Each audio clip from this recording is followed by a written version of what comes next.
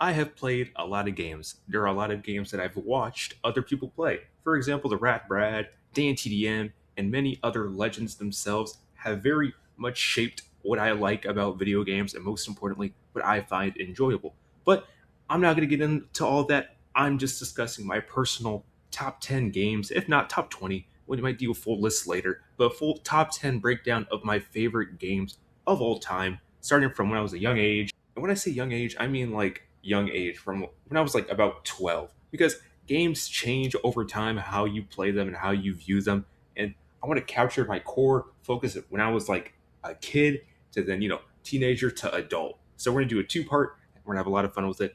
The Yokai Watch series, I can't really distinguish which game specifically, so we're just going to do all of them. And I got to say, I had a lot of fun. Growing up, I wanted to play other games than Pokemon. I played this weird Dragon and Super Mario game on the 3DS. Super interesting. It was weird. I don't know how this was possible, what licensing came to this, but it was cool. But aside from Pokemon, I saw Yokai Watch and just watching the anime a little bit because it kind of weirded me out as a kid. I don't know if my future self was telling me something, but it weirded me out as a kid, and I wanted to play the actual game to see if they were good because Pokemon had a game, and I'm like, all right, cool. And I can't remember if it was my mom or like a cousin or a family member that got me the game, but I got it, and I gotta say, it was phenomenal. I think I shared it with my brother. We both played the game, and we're like, hey man, this is peak. And so when the sequels came around for like Fleshy Souls and Bony Spirits, we also played those as well. He got Fleshy Souls, I believe, and I got Bony Spirits because bones are stronger than flesh. Tell me if I'm wrong. But from there, we also got the third games and those like Yokai Watch Blasters, super underrated, super super underrated. That was a really fun game. And then from there, we got the third game.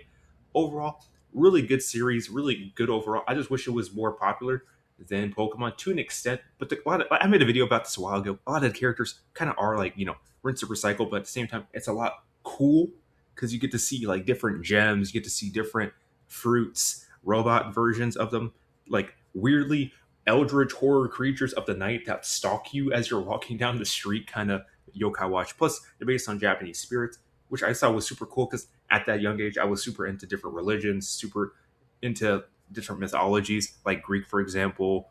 And speaking of Pokemon, my next game is for number 9, Pokemon Black and White 2. Not the original Black and White, Black and White 2. My first ever experience playing Black and White 2 was when I was with my dad visiting his friend at their house, and one of their sons had like a game for it. I'm like, all right, cool. I took one of their games by mistake and then just kept it. Mind you, this their son was like about 17, if not 18 years old. I was like, oof, I feel bad. I'm about to get beat up, if not like high school age. But from there, like I took the game home, played it. I was like, oh my goodness, what is this Pokemon? It's like a shiny Garatina. And I was like, oh man, this is cool.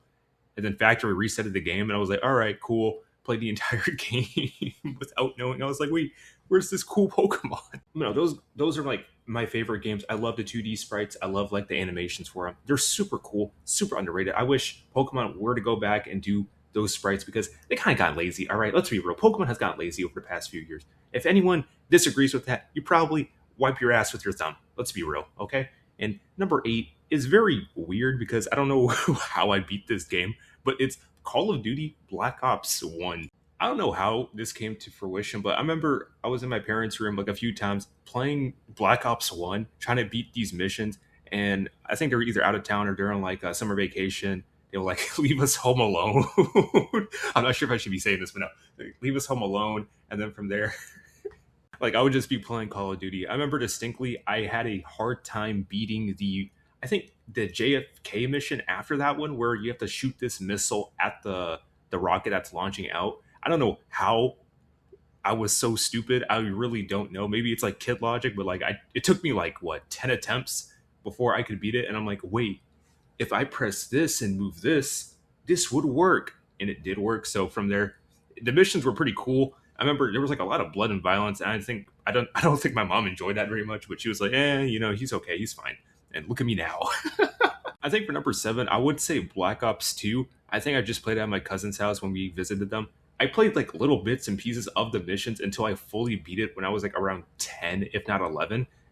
It was super cool, I will say. But as a runner up, I will say for my actual placement for number 7, Watch Dogs, super Super good game. I remember either playing this in my bedroom or in the basement, which scared the hell out of me as a kid. I don't know how I watched the entirety of Saul down there, but no, I remember distinctly I was playing these games and I'm like, wait, this is really cool. It was like my first actual story mission game that, because say what you will about Call of Duty Black Ops 1 and 2, but this one distinctly I remember like actually keeping track of what's going on, what's happening. And then I believe a few months later was like the sequel for Watch Dogs 2, and I was like, this looks goated too.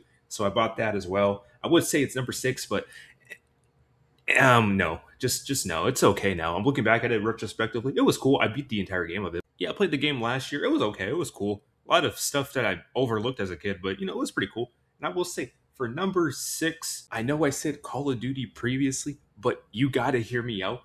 All 3 Modern Warfare trilogy games were fucking goated, dude. I don't know how I beat all those missions. I remember distinctly the fucking airport scene, just playing that for the first time. I was like by myself and I'm like, oh man, this is so cool. Not knowing distinctly that I was committing a horrible act, okay? I thought it was part of the mission. I thought we were doing a good job, and I was like, all right, let me play this mission out as the developers intended. But no, like all 3, aside from that, all 3 games were goated, all right? First one, super cool, loved Captain Price. Second one, that airport mission, my goodness, man, I I still don't know what the fuck I was thinking.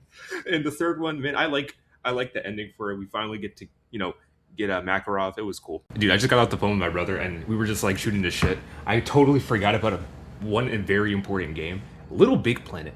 I don't think people talk about this game all that much. I gotta say, it was so much fun just playing it. It was super simple, nice. Now, the missions, we didn't beat 3 because we were dumb fucking kids, but like, it was super sweet and simple. It was a very nice game overall. And I gotta say, the next up is Super Smash Bros. Brawl. Now, me and my brother were horrible at the game because we didn't know how to do combos or anything. We just kind of button mash, which, that's a given. But no, playing through Subspace Emissary, it was so cool, super goated. I'm very upset that we couldn't get more of it because Nintendo was afraid of, oh man, someone could be recording this and putting it on YouTube. Man, go fuck yourself. But Masahiro Sakurai, goated man of all time, brought us super goated, dude. Super goated, brought us Kirby, Super Smash Bros. Just brought a lot of like characters from series that we didn't know was possible into one collective fighting game or party game. It was super cool. And I know this is going to sound controversial, but I gotta say, Need for Speed Most Wanted 2011, absolutely goated. Now, I got the Wii U version. If you guys are familiar with GameFly, which, God, I am old. If you remember GameFly, man, leave a comment saying Superfly, all right? But man, GameFly was something else, man. My mom was like, got the subscription service. She was like, hey, do you like this game, because like we were super into racing games and stuff like that. But we got the Need for Speed Most Wanted, and we were having a good time. Like played on the Wii gamepad. I pressed the button, switched cars. It was super nice, man. And last up is Sonic Unleashed. Now I would say Black Knight, but I gotta say that took a while because it took us moving to a new place to finally beat that game. But I gotta say, Sonic Unleashed was undeniably the best gaming experience I've ever had.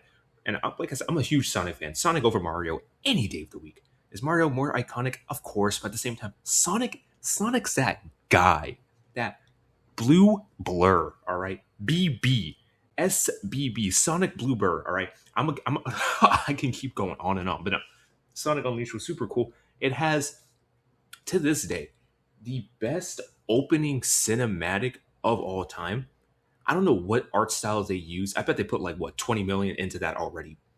I don't know how much that was. I want to know the producers, the people behind it. I was so stoked seeing that. I was like in my head as a kid, and even as an adult, I'm like, I need to find the people that made this, and we need to make like an animated TV show because it's so beautifully done. It is so crisp and clean. The attention to detail in these cinematics were something else, dude. I don't know what they were smoking back in 2000s, bro. I bet it was that good shit. But let me stop bouncing on it, all right? I'm getting tired. But anyways, have a good time, have a great day. Like I said, the best opening cinematic. And I also had a lot of fun with the gameplay. The Unleashed sections, Eggman Land, gave me nightmares to this day. But still, very fun game, very beautiful, very amazing songs as well. A lot of goated hits, all right? Cheers, have fun.